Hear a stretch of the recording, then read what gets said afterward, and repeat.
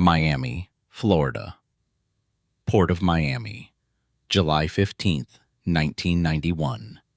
6:30 in the morning. The temperature already climbing toward 85 degrees, with humidity heavy enough that dock workers moved slowly between shipping containers stacked 5 high across 40 acres of concrete and asphalt. The port handled approximately 7.5 million tons of cargo annually through its 15 cargo terminals, making it one of the busiest container ports in the United States and the primary gateway for trade with Latin America. On this particular Monday morning, 3 cargo ships were being unloaded simultaneously, one from Cartagena, Colombia, carrying coffee and cut flowers, one from Barranquilla, Colombia, with textiles and fruit, and one from Panama City with general merchandise. Legitimate commerce valued at millions of dollars moved through customs inspection, documentation processing, and onward transportation to distribution centers throughout the United States. Hidden within this legitimate commerce, according to later federal testimony and court documents, were an estimated 400 to 600 kilograms of cocaine. The exact amount would never be determined because the shipment was never intercepted.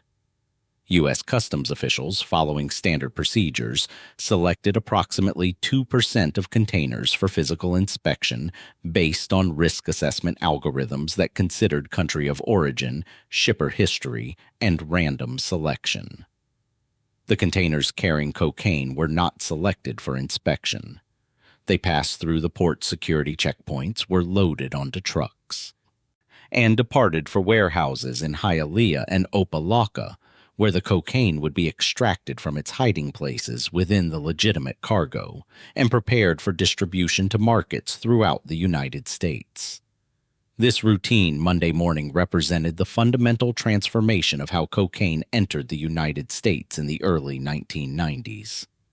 The violence and chaos that had characterized Miami's cocaine trade throughout the 1980s, the machine gun murders, the public shootings, the bodies in the streets that made Miami the murder capital of America, had given way to systematic professional operations that looked more like legitimate international business than drug trafficking. The transformation was not the result of law enforcement victory or reduced cocaine demand, and it was the result of one organization systematically displacing another through superior strategy, better infrastructure, and more disciplined operations. The power structure governing Miami's cocaine trade in 1991 was experiencing its final stages of a transition that had been underway since the late 1980s. The Medellín cartel, which had dominated cocaine production, transportation, and distribution throughout the 1980s, was collapsing under multiple pressures.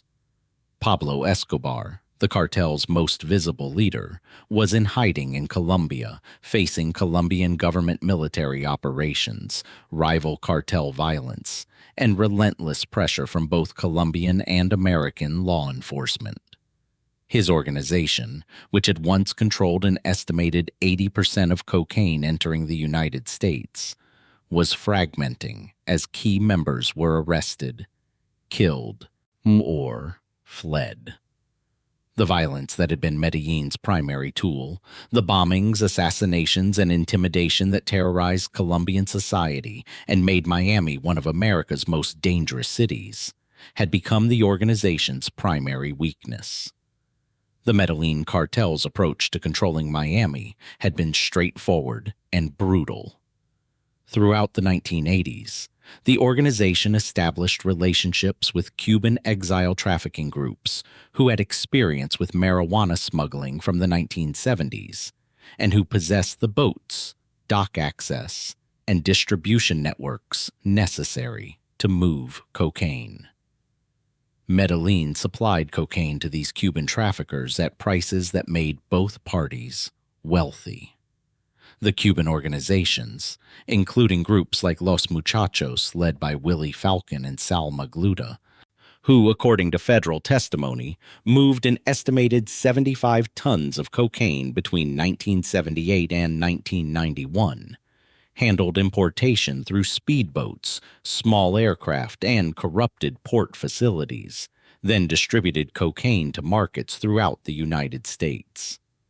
This arrangement generated enormous profits, but also generated extreme violence. When disputes arose over territory, payment, or stolen shipments, Medellín's response was murder.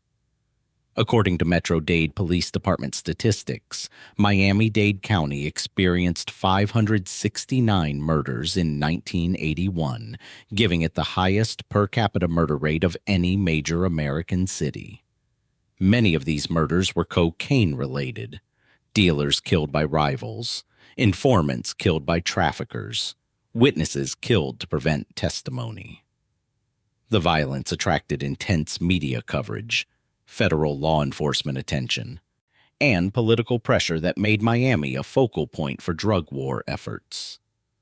Vice President George H.W. Bush established the South Florida Task Force in 1982 specifically to address Miami's cocaine violence and trafficking.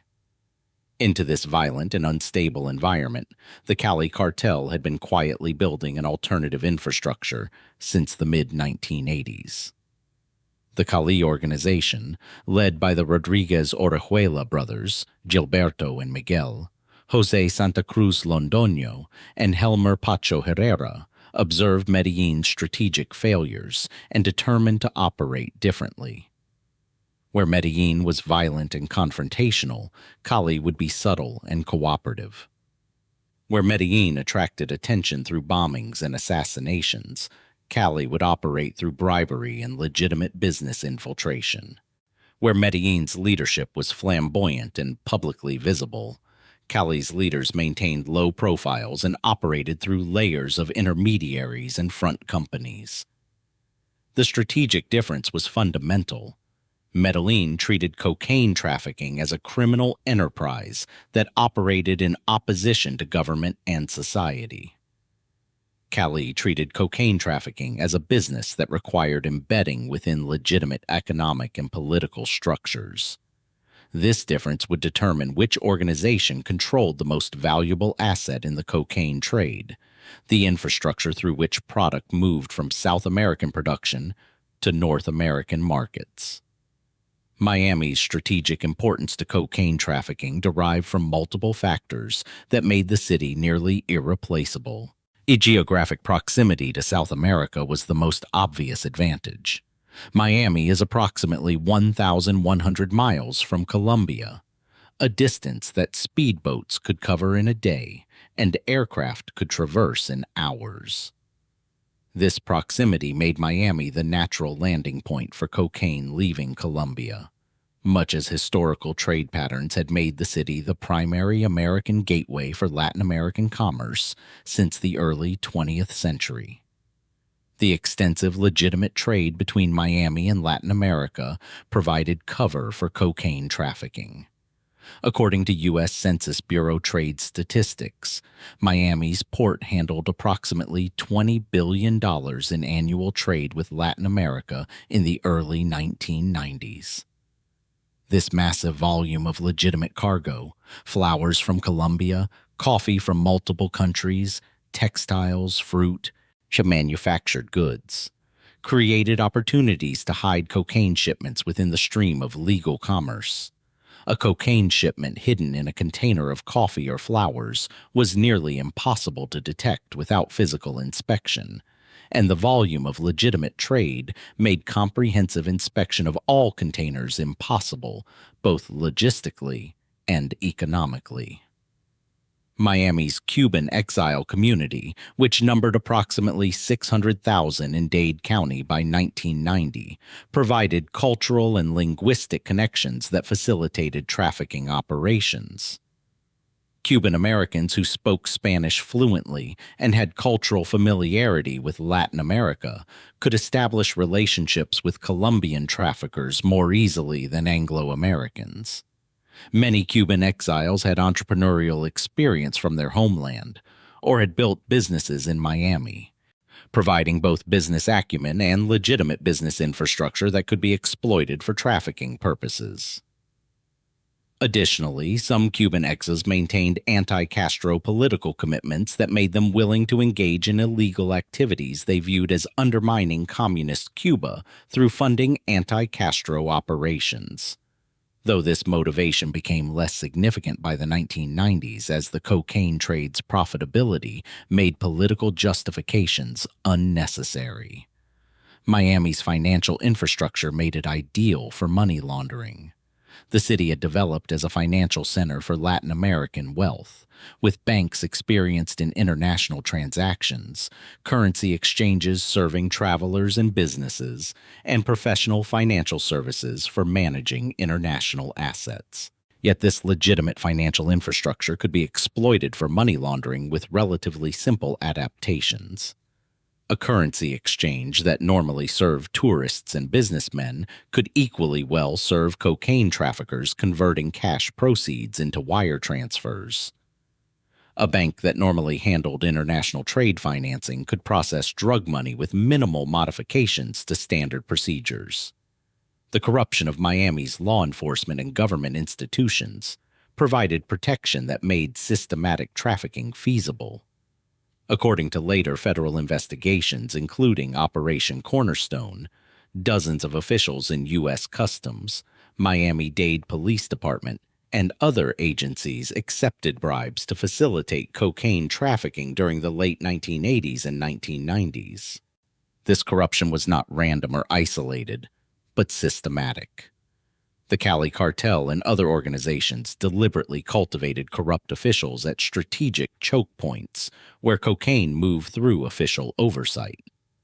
A corrupt customs inspector could ensure containers were not selected for inspection. A corrupt police officer could provide advance warning of raids. A corrupt airport employee could facilitate cargo movement without security scrutiny. This systematic corruption transformed official institutions that were supposed to prevent trafficking into infrastructure that enabled it. The violation that demonstrated the changing power structure occurred not as a single dramatic event, but as systematic economic displacement occurring over several years from approximately 1988 through 1993. The Cali Cartel began approaching the Cuban trafficking organizations and other major distributors who had worked primarily with Medellín, offering better terms, more reliable supply, and crucially, less violence that would attract law enforcement attention. According to testimony in later federal cases, including the prosecution of Willie Falcon and Sal Magluta, and based on DEA intelligence reports, Cali representatives made straightforward economic propositions to Miami distributors. Medellín cocaine came with increasing risk due to the organization's collapsing structure, unpredictable violence, and intense law enforcement pressure. Cali cocaine came with reliability, competitive pricing, and protection through the organization's superior corruption networks and disciplined operations. The economic calculation was obvious. A distributor purchasing from Medellín sources faced significant risks of supply disruption, violence from unstable organization members, and law enforcement attention attracted by Medellín's ongoing warfare with Colombian government. A distributor purchasing from Cali sources received consistent product at competitive prices with substantially lower risk. The price difference was particularly significant. According to DEA price monitoring data from the early 1990s, wholesale cocaine prices in Miami ranged from $20,000 to $30,000 per kilogram, depending on quantity, quality, and supplier relationship. The Cali Cartel's operational efficiency, its direct control of production in Colombia, its systematic transportation infrastructure, its reduced overhead from avoiding unnecessary violence, allowed the organization to offer cocaine at the lower end of this price range while maintaining higher profit margins than Medellín could achieve with higher prices. A distributor could purchase a kilo for $18,000 from Cali when Medellín sources charged $25,000, making the choice economically irrational to refuse. Additionally, Cali offered payment flexibility that Medellín, operating under increasing pressure and paranoia, could not match. Established distributors could receive cocaine on consignment, paying after the product was sold and distributed, reducing their capital requirements and risk. New distributors who demonstrated reliability could establish credit relationships that made expansion easier. This financial sophistication, treating cocaine distribution as a business with standard commercial terms rather than a series of risky cash transactions, gave Cali significant competitive advantages in recruiting and retaining distributor relationships. The Medellín cartel's response to this systematic economic displacement revealed the organization's fundamental strategic failure. Rather than matching Cali's economic terms or adapting to competitive pressure through improved efficiency, Medellín attempted to maintain control through violence. According to Metro-Dade police reports and federal testimony, several Cuban traffickers and distributors who switched from Medellín to Cali suppliers were murdered in the early 1990s. These killings were intended to send a message that disloyalty carried fatal consequences and to intimidate other distributors from switching suppliers. But the violence proved counterproductive strategically. Each murder brought renewed federal law enforcement attention to cocaine trafficking. Each killing made the remaining distributors more eager to work with Cali rather than Medellín, because Cali's approach did not generate the same dangerous instability. The violence that had built Medellín's empire in the 1980s by intimidating competitors and enforcing discipline was destroying that empire in the 1990s by making everyone involved want to work with anyone except Medellín. The organization's primary tool had become its primary weakness. The strategic withdrawal the Cali Cartel demonstrated was operational rather than geographical. The organization did not respond to Medellín's violence with counter-violence that would have triggered destructive warfare and intense law enforcement attention. Instead, Cali accelerated its infiltration of legitimate infrastructure and deepened its corruption networks. While Medellín fought publicly and visibly, attracting media coverage and law enforcement resources, Cali operated quietly and systematically, embedding itself so deeply in Miami's legitimate economy that distinguishing legal from illegal operations became nearly impossible. This restraint was strategic calculation, not weakness or inability to employ violence. The Cali Cartel was capable of significant violence when necessary, as demonstrated by its warfare with rival organizations in Colombia. But the leadership understood that violence in the United States attracted federal law enforcement attention and public pressure that made sustainable operations impossible. Better to avoid violence entirely and operate through corruption, business relationships, and economic advantages that did not generate the same response. This understanding separated professional criminal organizations that could sustain long-term operations from amateur organizations that collapsed under law enforcement pressure triggered by their own violence. The calculation the Cali leadership made regarding Miami was fundamentally systemic rather than personal. The organization understood that controlling Miami's importation infrastructure required not simply moving cocaine through the city, but controlling every stage of the process systematically. Importation through ports and airports, storage in secured warehouses, distribution to markets nationwide, money laundering to process proceeds, and political protection to prevent law enforcement disruption.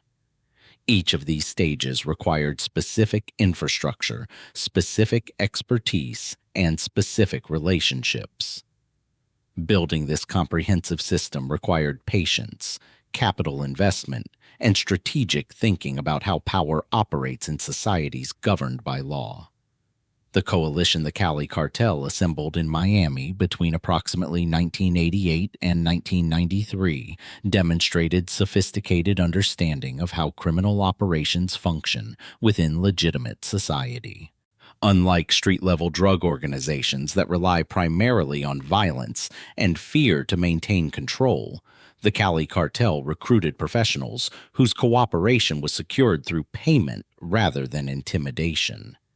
This created more reliable and less visible networks than violence-based control could achieve. The most crucial recruitment involved corrupt law enforcement and customs officials.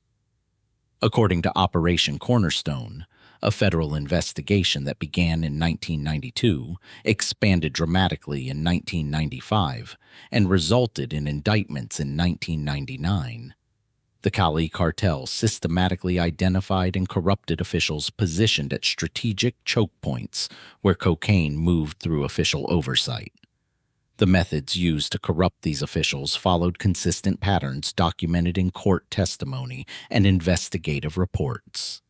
Initial contact was typically indirect, establishing plausible deniability if the official refused cooperation or reported the approach.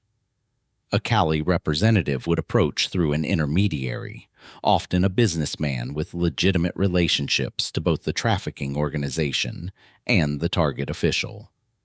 The initial approach would be subtle, perhaps offering legitimate business opportunities or social relationships that created obligations before any illegal activity was proposed.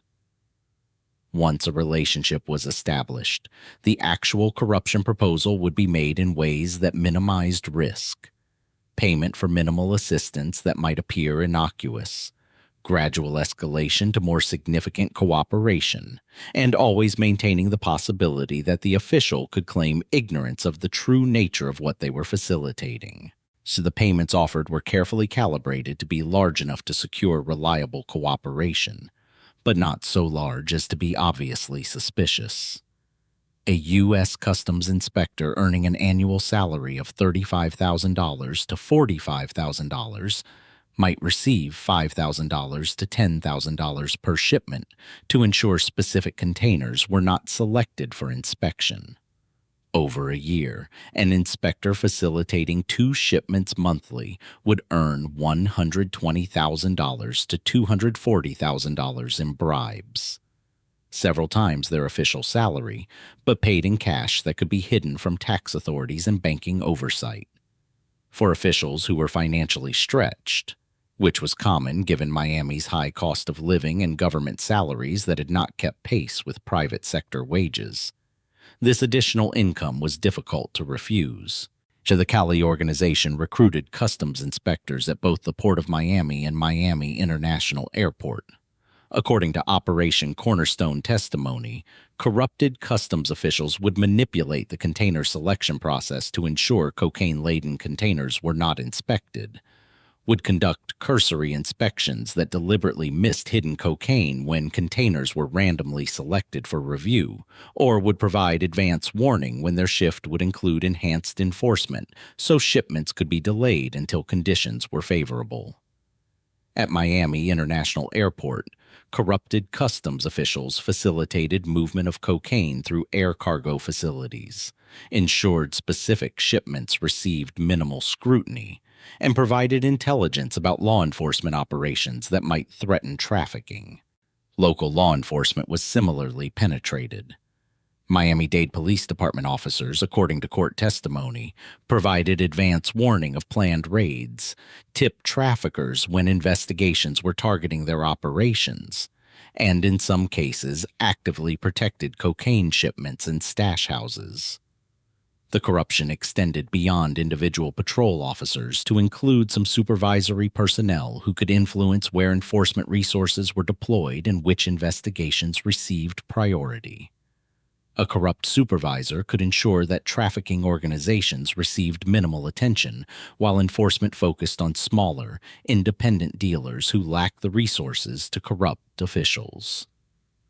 Beyond law enforcement, the Cali Cartel recruited legitimate businessmen who could provide infrastructure access. Shipping company executives allowed cocaine to be hidden in containers of legitimate cargo, ensuring that specific containers received minimal security and were handled by trusted personnel who would not inspect contents carefully. Airport cargo handling company managers facilitated movement of air freight without normal security procedures. Warehouse operators provided storage facilities where cocaine could be received, processed, and distributed without official scrutiny. Banking and financial sector corruption enabled money laundering operations. According to federal testimony, some bank employees accepted bribes to process large cash deposits without filing currency transaction reports as required by federal law for cash deposits exceeding $10,000. Yet these employees would structure deposits to avoid triggering reporting requirements, accepting $9,500 in cash multiple times, rather than a single $50,000 deposit that would require reporting, or would simply file false reports that omitted suspicious transactions. Currency exchange houses, which were required to report large transactions, similarly accepted payments to ignore reporting requirements or to file false reports that concealed the true nature of transactions. Real estate professionals facilitated the purchase of properties using drug proceeds.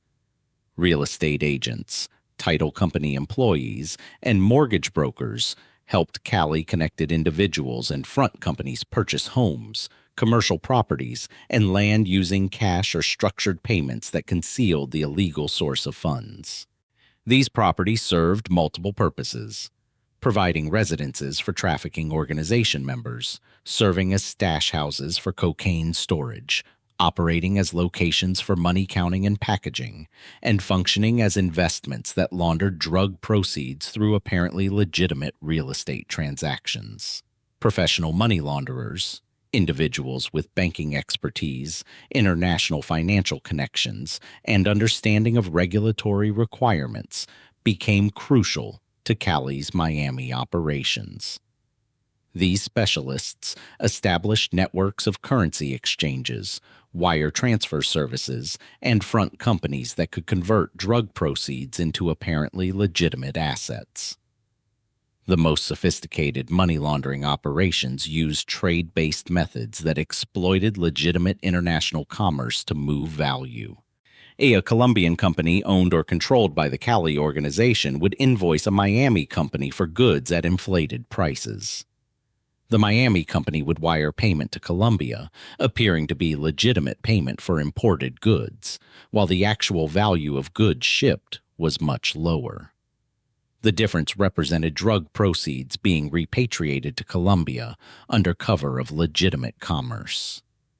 The strategy the Cali Cartel implemented in Miami operated on multiple levels simultaneously, creating redundancy that made the operation resistant to law enforcement disruption. The genius of the approach was that no single component was obviously criminal.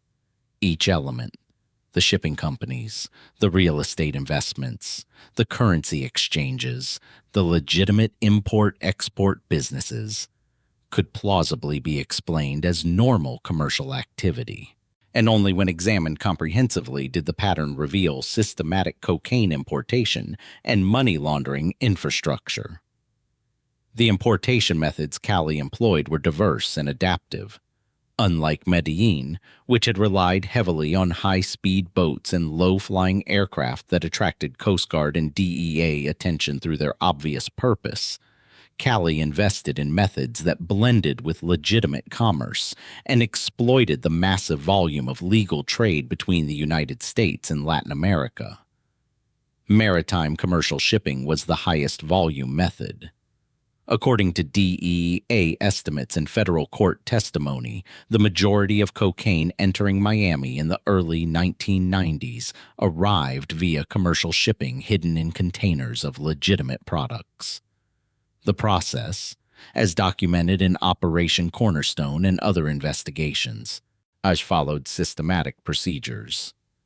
In Colombia, cocaine would be loaded into containers at the port of departure, typically Cartagena, Barranquilla, or Buenaventura, hidden within legitimate cargo such as coffee beans, cut flowers, frozen fruit, lumber, or other Colombian exports.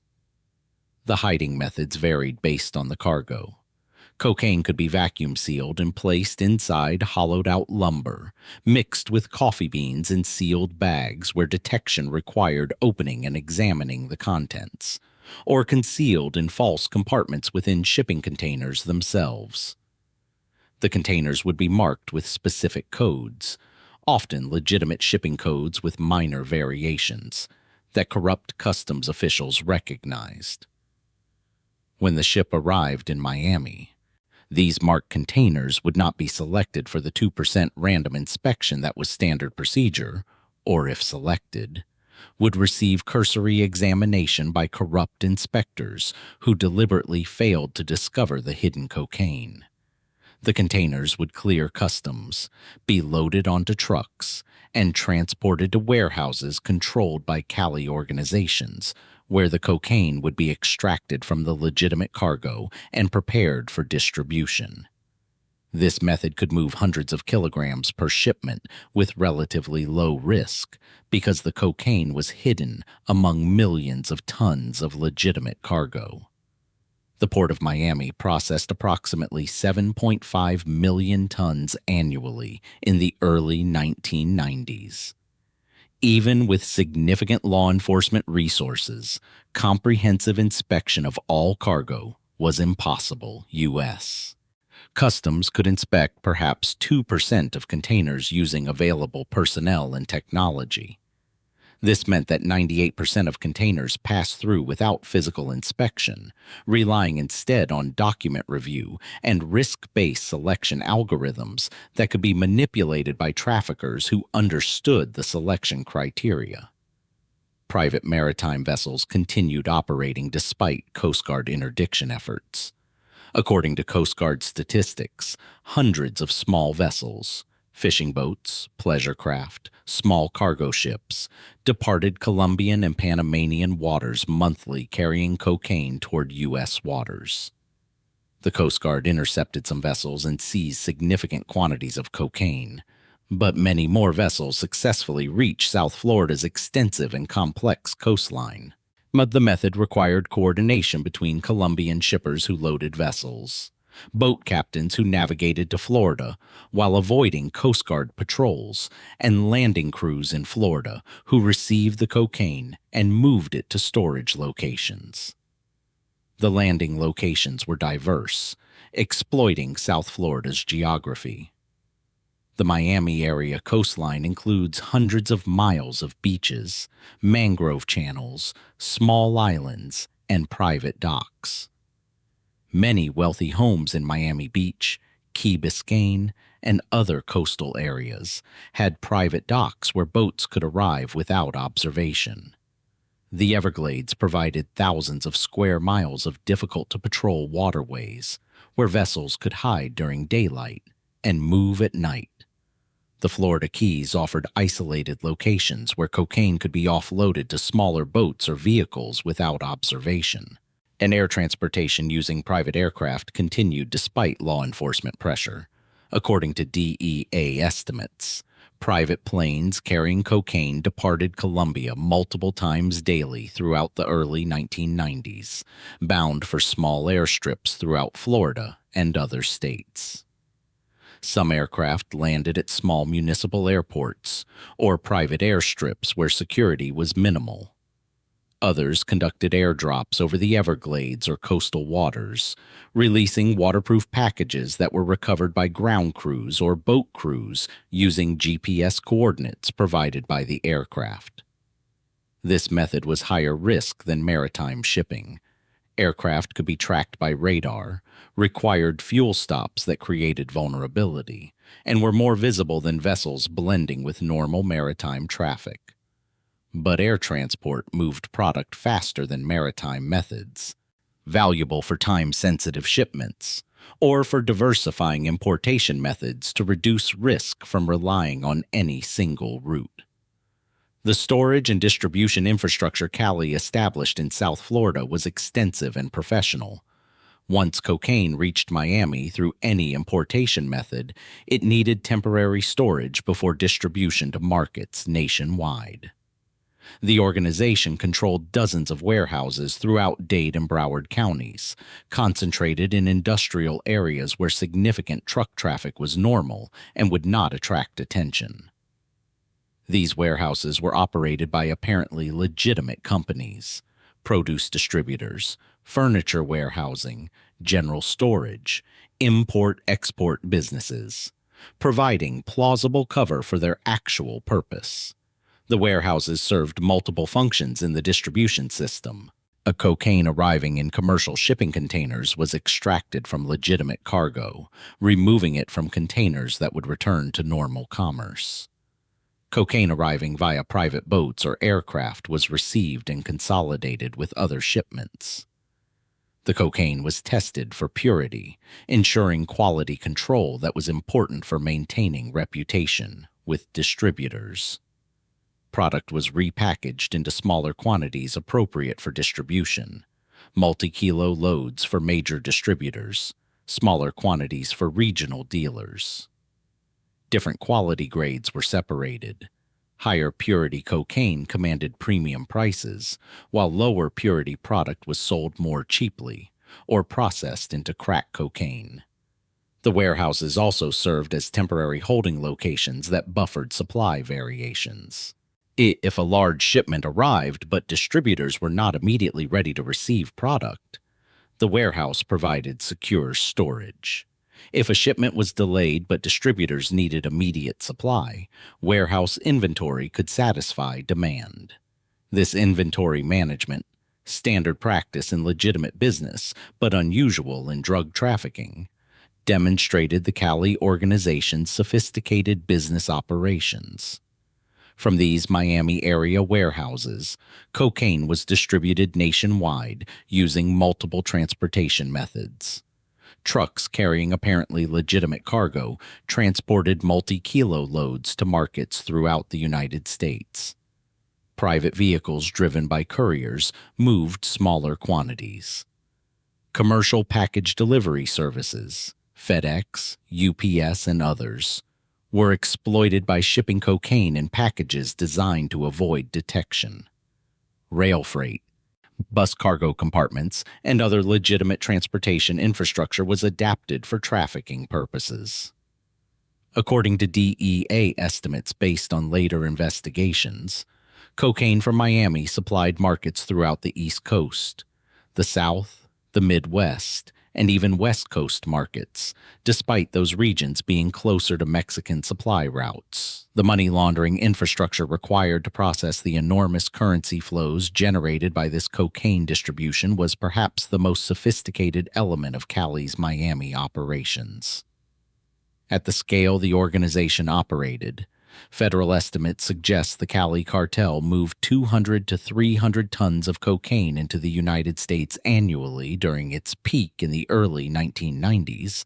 The money laundering requirement was staggering.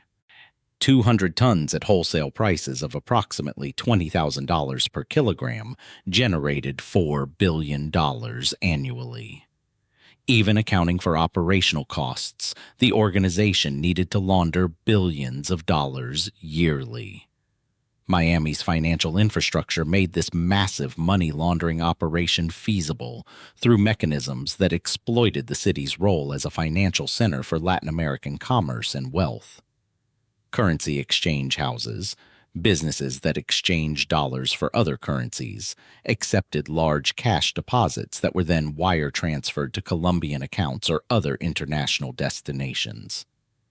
These businesses were required to file currency transaction reports for cash transactions exceeding $10,000 and suspicious activity reports for transactions that appeared to involve illegal proceeds.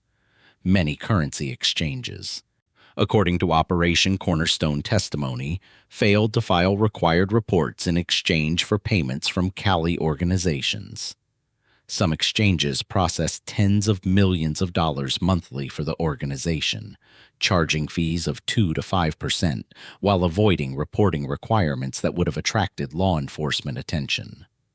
The structuring of currency transactions, breaking large amounts into smaller deposits that individually fell below reporting thresholds, was systematic. A money courier with $500,000 in cash would visit multiple banks and currency exchanges, making deposits of $9,000 to $9,500 at each location, staying below the $10,000 reporting threshold. Though structuring itself was illegal under federal law, the practice was difficult to detect and prosecute without evidence of the original illegal source of the funds. Trade-based money laundering exploited legitimate international commerce to move value between the United States and Colombia. The methods were complex, but effective. In a typical operation documented in federal investigations, a Colombian company controlled by the Cali organization would sell goods to a Miami company at prices significantly below market value. The Miami company would pay for these goods using cocaine proceeds disguised as legitimate business income. The Colombian company would then sell the goods in Colombia at market prices, generating apparently legitimate profits that represented laundered drug money. Alternatively, a Miami company would purchase goods from a Colombian company at prices significantly above market value, with the inflated payment representing drug proceeds being moved to Colombia under cover of legitimate trade. The most sophisticated trade-based laundering operations used complex networks of companies in multiple countries, with goods moving through several transactions before final sale, each transaction adding layers of apparent legitimacy that made tracing the original illegal funds nearly impossible. A shipment might move from Colombia to Panama to Miami to Mexico, with each transaction documented as legitimate commerce, while the financial flows represented money laundering through over or under invoicing. Real estate transactions converted drug cash into apparently legitimate assets.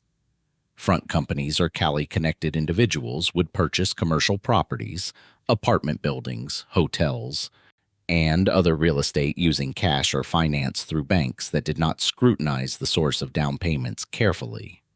According to federal investigations, the organization invested hundreds of millions of dollars in South Florida real estate during the late 1980s and early 1990s. These properties served immediate purposes, providing residences, serving as business locations, operating as stash houses, but also functioned as investments that appreciated over time and could be sold to generate apparently legitimate income. The execution timeline of Cali's systematic displacement of Medellín and Miami extended over approximately 6 years from 1988 through 1994. The progression was measurable through multiple indicators: market share of cocaine imports, price trends, violence levels, down in the shifting composition of major trafficking organizations operating in the city. In 1988, according to DEA intelligence estimates, the Medellín cartel controlled approximately 80% of cocaine imported into the United States, with Miami serving as the primary entry point for much of this product. The Cali Cartel controlled an estimated 20% of imports, operating largely through its own distribution networks, rather than competing directly with Medellín for control of existing infrastructure. By 1990, the balance had shifted measurably. DEA estimates suggested Medellín's share had declined to approximately 60%, while Cali's had increased to roughly 40%. This shift reflected Cali's systematic recruitment of distributors who had previously worked with Medellín, the organization's growing direct importation infrastructure in Miami, and the deteriorating reliability of Medellín as that organization faced intensifying law enforcement pressure and internal conflicts. The violence in Miami during this period, though still significant, was declining from its early 1980s peak. Metro-Dade Police Department homicide statistics showed 569 murders in 1981, declining to approximately 490 in 1990. While multiple factors contributed to this decline, including improved policing, demographic changes, and the crack epidemic's peak having passed, One factor was Cali's displacement of Medellín's violence-driven approach with more disciplined operations that avoided unnecessary killings that would attract law enforcement attention. By 1992 to 1993, the transition was accelerating dramatically. Pablo Escobar was killed by Colombian National Police on December 2, 1993, effectively ending the Medellín cartel as a unified organization.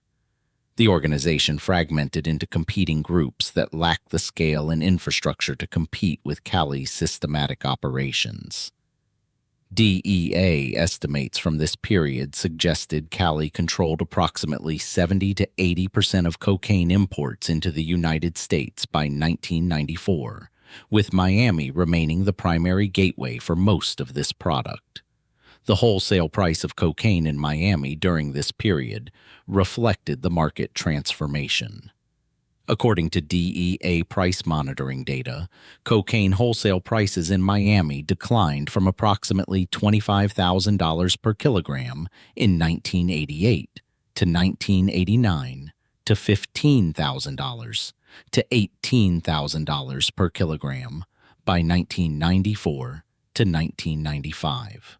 This substantial price decline, approximately 30 to 40%, reflected multiple factors, including increased supply as Cali expanded operations, improved efficiency in transportation and distribution, and reduced costs from avoiding Medellín's expensive violence. Lower wholesale prices meant distributors could maintain or increase their profit margins while reducing retail prices, making cocaine accessible to broader consumer markets and maintaining high demand despite increased law enforcement efforts. The break in Medellín's control did not occur through dramatic confrontation, but through systematic economic displacement that made competition impossible. By 1994, the Medellín cartel had effectively ceased to exist as a unified organization. Its leadership was dead, imprisoned, or in hiding. Its distribution networks had been absorbed by Cali or had switched to working with other suppliers. Its importation infrastructure in Miami had been taken over by Cali or dismantled by law enforcement. The organization that had dominated cocaine trafficking in the 1980s had been destroyed not primarily by law enforcement, though law enforcement pressure contributed significantly, but by a competitor that operated more efficiently, more professionally, and with strategic discipline that Medellín lacked. The new order that existed in Miami by 1994 to 1995 represented fundamental transformation of how cocaine trafficking operated through the city.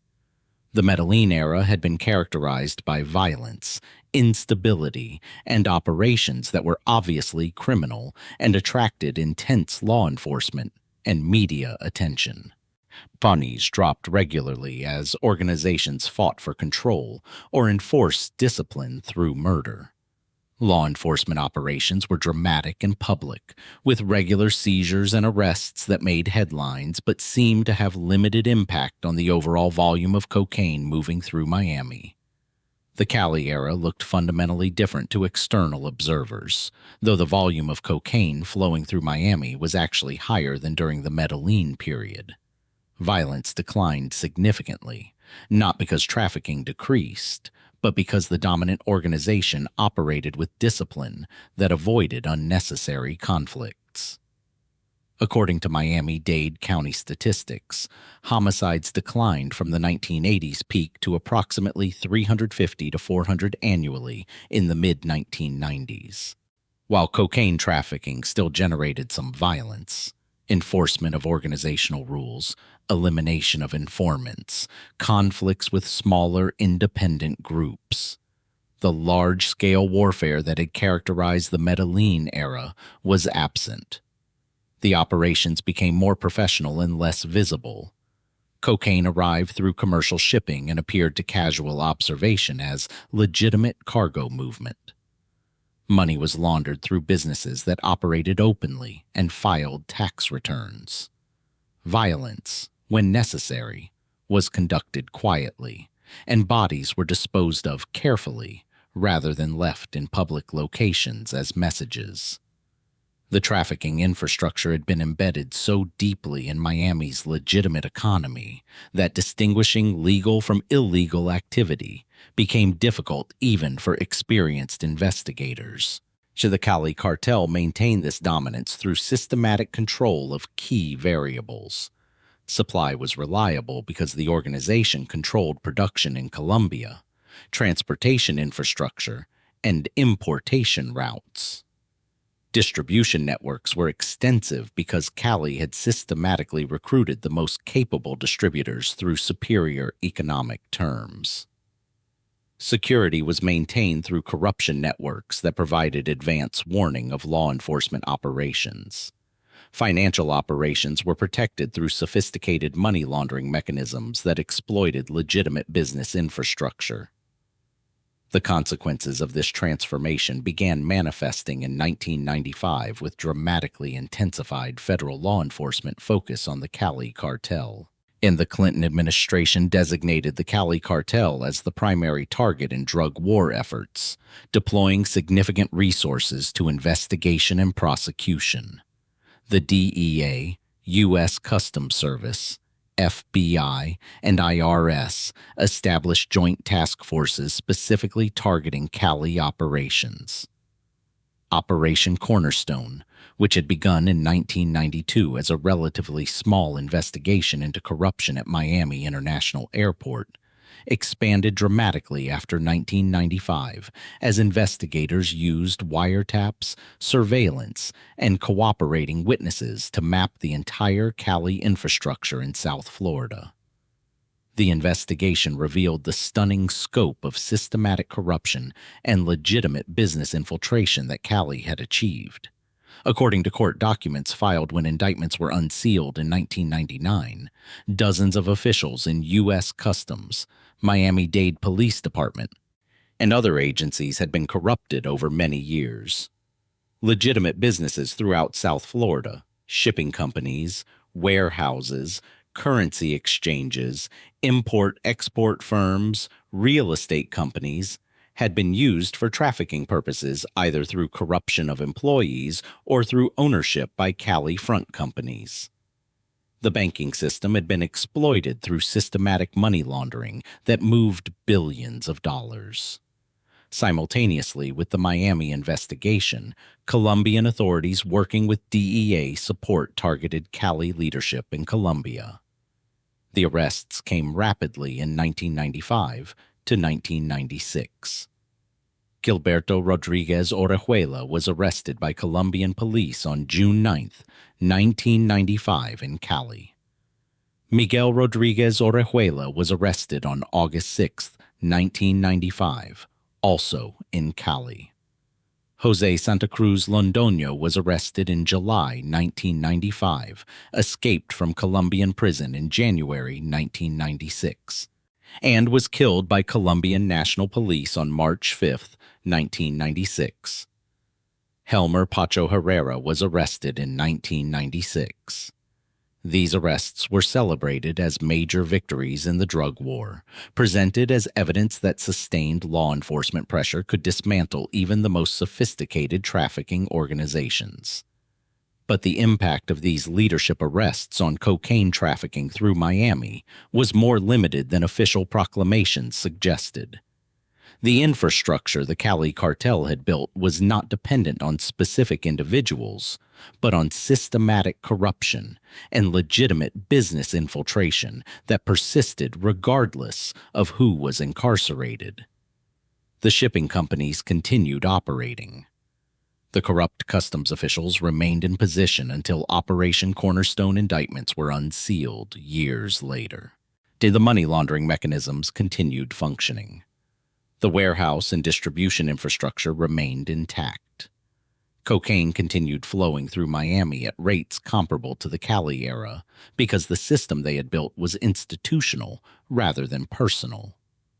Operation Cornerstone culminated in indictments unsealed in July 1999 against 59 individuals, including several corrupt law enforcement officials. The indictments revealed that the investigation had documented systematic corruption over many years, with officials receiving millions of dollars in bribes to facilitate cocaine importation. According to the indictment and subsequent trial testimony, corrupt U.S. customs inspectors had facilitated the importation of approximately 6 tons of cocaine through Miami International Airport between 1992 and 1996. The actual volume was certainly higher because the investigation could only document shipments where evidence was sufficient for prosecution. The prosecutions that followed demonstrated the extent of Cali's Miami operations, but also revealed the limitations of criminal prosecutions in dismantling infrastructure embedded in legitimate institutions. Individual officials were convicted and imprisoned. Some legitimate businesses that had been used for trafficking were shut down or sanctioned. But the underlying conditions that had made Miami attractive for cocaine trafficking, the geographic proximity to South America, the extensive legitimate trade providing cover, the financial infrastructure suitable for money laundering, the potential for corruption, remained unchanged. New organizations could and did exploit the same infrastructure and methods that Cali had pioneered. The documented impact on Miami and American drug markets was profound and lasting in multiple dimensions. The cocaine market's transformation was fundamental. Wholesale prices that had been $25,000 per kilogram in the late 1980s had declined to $15,000 to $18,000 by the mid-1990s and would decline further in subsequent years. This price decline reflected market saturation. More cocaine was entering the United States than demand could absorb at previous price levels, forcing prices down according to normal economic principles of supply and demand. Lower prices made cocaine accessible to broader consumer markets, contributing to continued high rates of use despite the crack epidemic's peak having passed in the late 1980s. According to National Household Survey on Drug Abuse data, cocaine use declined from peak levels in the mid-1980s, but remained substantial throughout the 1990s. In 1994, approximately 1.5 million Americans reported using cocaine in the past month, down from peak levels, but still representing a large consumer market. The cocaine flowing through Miami fed this continued demand, generating billions of dollars in illegal revenue that funded trafficking organizations, corrupted officials, and supported distribution networks throughout the United States. Miami's economy was distorted by the presence of massive drug money flows. According to economic analysis by researchers at Florida International University, drug money contributed significantly to South Florida's economy in the 1980s and 1990s through real estate purchases, consumer spending, gain in employment in businesses that were fronts for or facilitated trafficking. Estimates of the total economic impact varied widely, from several billion to tens of billions of dollars depending on methodology. But all analyses agreed that drug money was a significant factor in South Florida's economy during this period. This created perverse incentives where some legitimate businesses and individuals benefited financially from drug trafficking, even while the overall social costs from addiction, violence, and corruption far exceeded any economic benefits. The corruption of public institutions had lasting consequences for government legitimacy and public trust. Operation Cornerstone and other investigations revealed that dozens of law enforcement and customs officials had been corrupted over many years. While these individuals were prosecuted and imprisoned, the revelation that the agencies charged with preventing drug trafficking had been penetrated so systematically damaged public confidence. The scandals led to reforms in hiring practices, internal affairs procedures, and corruption detection mechanisms, but also contributed to cynicism about government integrity and law enforcement reliability. The strategic lessons the Cali Cartel's Miami operations demonstrated were observed and copied by other criminal organizations globally. The organization had proven that systematic corruption, legitimate business infiltration, and disciplined operations could achieve market dominance more effectively and sustainably than violence-based territorial control. Mexican cartels, which increasingly controlled cocaine distribution in the late 1990s and 2000s after receiving product from Colombian organizations including Cali's successor groups, adopted many elements of the Cali model in their own operations. The infiltration of legitimate business, the systematic corruption of officials, the use of professional management techniques, all became standard features of large-scale trafficking organizations in subsequent decades. The infrastructure Cali established in Miami persisted long after the organization's leadership was imprisoned or killed. The corruption networks were eventually prosecuted through Operation Cornerstone and other investigations, but dismantling them took years, and some elements were never fully addressed. The legitimate businesses that had been used for trafficking continued operating, often under new ownership, because proving that a business was a drug front required evidence that was difficult to develop. The money laundering mechanisms, particularly trade-based methods exploiting legitimate international commerce, remained available to other organizations because they exploited structural features of the global economy, rather than depending on specific corrupt relationships. The fate of the Cali Cartel's leadership varied, but ultimately all faced American justice. Gilberto Rodriguez Orejuela, after serving time in Colombian prison, was extradited to the United States in December 2004 and pleaded guilty to conspiracy to import cocaine and conspiracy to launder money.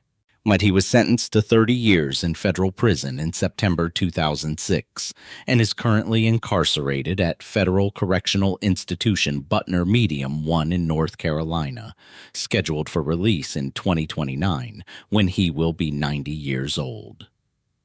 Miguel Rodriguez Orejuela was similarly extradited in March 2005, pleaded guilty to similar charges, and was sentenced to 30 years in federal prison. He is incarcerated at Federal Correctional Institution Edgefield in South Carolina, also scheduled for release in 2029 at age 86. Jose Santa Cruz Londoño never faced American prosecution, having been killed by Colombian National Police while a fugitive in March 1996. Helmer Pacho Herrera was murdered in Colombian prison in 1998. Killed by a former Medellín cartel associate who blamed Herrera for his imprisonment. The leadership that had built the sophisticated organization that dominated cocaine trafficking in the 1990s was destroyed through death or imprisonment.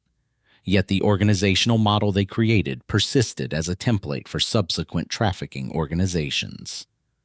The transformation of Miami from a city experiencing Medellín-driven chaos and violence in the 1980s to a city systematically exploited by Cali through corruption and infrastructure in the 1990s demonstrates fundamental principles about how power operates in both legal and illegal markets.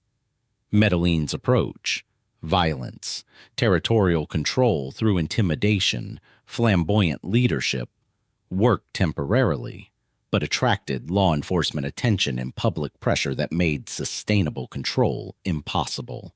The violence that built the organization's empire also destroyed it by making everyone involved want to work with anyone else, and by justifying massive law enforcement resources devoted to dismantling the organization.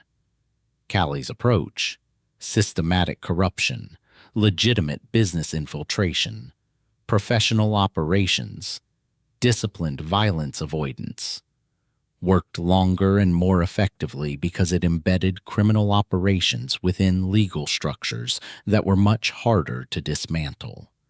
The organization operated so similarly to legitimate business that distinguishing legal from illegal activity required extensive investigation. The corruption was systematic rather than random, carefully targeting officials positioned at strategic choke points. The violence was minimal and controlled. avoiding the public killings that generated media coverage and political pressure. This strategic sophistication made Cali more difficult to combat than Medellín had been, despite Cali moving even larger volumes of cocaine. The documented facts reveal several conclusions about the Cali Cartel's Miami operations and their significance in the broader story of American drug trade. First, Miami's role as America's primary cocaine gateway was not accidental, but resulted from geographic, economic, and social factors that made the city ideal for trafficking. Proximity to South America, extensive legitimate trade, financial infrastructure, cultural connections, and potential for corruption. These factors persist today, which is why Miami remains a significant drug trafficking location decades after the Cali Cartel's dismantlement. Second, how controlling this gateway required more than violence or ambition. It required systematic infrastructure development, corruption networks, operational discipline, and strategic patience. The Cali Cartel succeeded where Medellín failed, because Cali understood that sustainable power in trafficking required embedding operations within legitimate economic and political structures rather than operating in opposition to them. Third, law enforcement eventually dismantled Cali's leadership, but could not dismantle the infrastructure the organization had created because that infrastructure was embedded in Miami's legitimate economy and institutions.